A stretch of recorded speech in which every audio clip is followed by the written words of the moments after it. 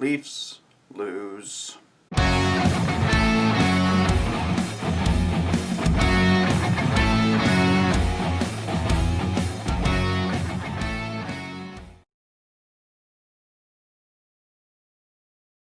Three to one to the Edmonton Oilers. And not a very fun offensive game. If you didn't watch the game, it was a very slow pace game, and it just seemed like they were really sticking to containing the Stars on both sides. It seemed like the job was just to disrupt the breakout for Connor McDavid, Leon Draisaitl, and vice versa for the Stars on the Leafs. Before we get into just what happened in the game, I just want to talk about some news with the Leafs and some of their roster moves. Now, Joe Thornton last night, it seemed like he pinched his rib or something like that, or jammed his wrist. It wasn't really clear what happened, but he is going to miss some significant amount of time. So him and Nicholas Robertson are both on the long-term injured reserve. So they are able to pull from the taxi squad right now, and who that's going to be, we're going to find out. I've heard that maybe Adam Brooks might be a guy that might be joining the Leafs, but we'll just have to see, because obviously Thornton and Robertson are big parts to our team, and we have yet to see what a long period of time of both of those players can be for the Maple Leafs. So at 10:42 in the first period, Kyler Yamamoto got the Edmonton Oilers on the board, and after a pretty good first 10 minutes of the period, holding especially Connor McDavid to be pretty unnoticeable. He didn't really have many threatening rushes or anything like that to start, and that changed during the game. But we did an okay job in the beginning, and just okay, because we really didn't look too alive out there. A lot of our board play battles we weren't winning, or it seemed like we didn't really have the urgency that we did in the previous game against the Jets. But that's just something that might be coming with some fatigue and some travel. But I mean, you can't really pin it on one reason or anything like that, but it's really not an excuse when you're at the professional level. You just kind of have to play through it. So yeah, Kyler Yamamoto makes it 1-0 after a really weird bounce, and it was fired to the front of the net by Yamamoto. Yamamoto was behind the net when this happened, and it went off of a skate and into the net. So obviously not the type of goal you want to see, kind of a fluky goal, but I mean, maybe that's enough motivation for the Leafs to say, hey, let's just not count that in our own minds. Let's pretend it's still 0-0, because that wasn't an earned goal. That was situational, kind of just a bounce that you can't predict type of goal. So the second period was probably the most boring out of all of them. Really, I think the Oilers were trying to just give the puck to McDavid. It just seemed like they were just looking for him, which obviously is not a bad plan, because he got some very high-quality scoring chances, and a lot of them he was using his speed to burn by the Leafs defenders. And when they drop the puck to him in his own zone and he takes off, it's a different kind of speed. You see when like Nylander, Matthews, or Marner do it, they have that speed, but it's not the type of speed that overwhelms them.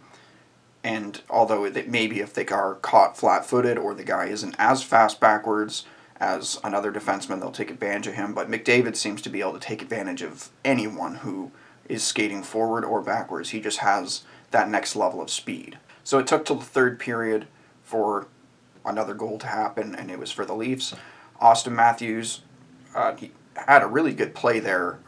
Zach Kassian was along the boards, and he stripped the puck off of him, which he's really good at doing. He really powerful stick lifts and then retrieving the puck right away. And he caught Mikko Koskinen just a little bit of daylight off of his post.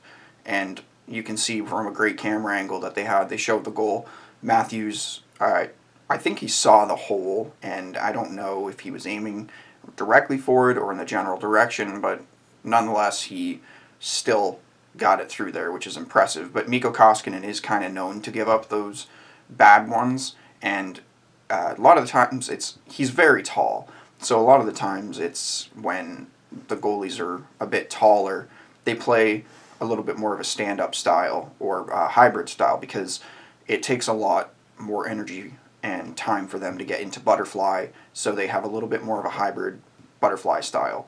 It wasn't a big momentum changer because only a couple minutes later, Leon Draisaitl scores his first of the season, and that was off of, again, another play that was more of a pinball play, but Anderson couldn't quite push over as fast as he would have wanted to, but I mean, it was a quick play. All of a sudden, the puck was on Draisaitl's stick, and he put it over top of Anderson, and I don't think he was going to get to that no matter what.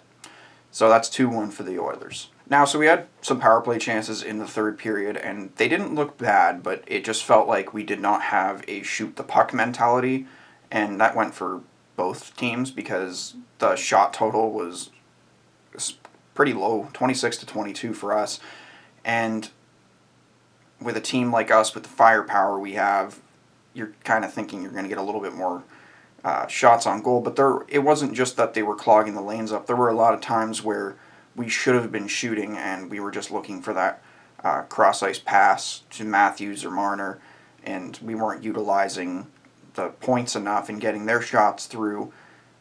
But nevertheless, when you have a goaltender who you know isn't one of the top goaltenders in the league, and even when they are a top goaltender, you have to get those shots through, because if they're going to save whatever they see, you need to get in front of their eyes, because that's what Koskinen kind of is. I mean, he's a goalie that isn't that great when he is obstructed. He's not that great fighting through traffic, so you just have to shoot for rebounds on him and try to make him be forced to try to make a second save. Now, we went 0 for 2 on our power plays, and ultimately that was the thing that kind of killed us, because we shot ourselves in the foot by not getting a power play goal on those chances, and Josh Archibald scored the empty netter, and McDavid did end up getting a point on that one. So, although he had a lot of really nice scoring chances, he finished with the empty netter assist.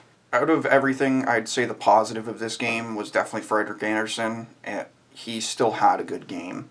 He still was making saves and looked composed, and like I said, the one goal was a fluke, and the second one was just a very quick one that was on Draisaitl sticking in. So I'm glad that he didn't completely collapse, and playing against Connor McDavid, he could go off any night for 5 or 6 points, and for the score to be kept as low as it was, I think that is a positive for the Leafs, and maybe that's a positive for our defense and shutting down some opportunities that maybe if this was last year with the people that we had on that defense, maybe they would have been scoring chances or goals. Yeah, so we'll see what happens if the Leafs can bounce back in their next game. And, yeah, hopefully they can rest up and execute a little better, get a little more crisper on the passes, and don't overthink power plays, because when they're giving you the space and they're trying to defend their goalie, they give you more space, and you need to really utilize that. So I'm thinking this practice that they're going to be having and the practices before next game, I think they're going to be really focused on their zone exits and their power plays. Friday at 7 p.m., we play the Edmonton Oilers again, so hopefully we come back with a rejuvenated team and a newfound energy. And yeah, thanks everyone for coming by. I hope you're liking this so far. Don't forget to hit like, comment, and subscribe, and I'll see you guys in the next video.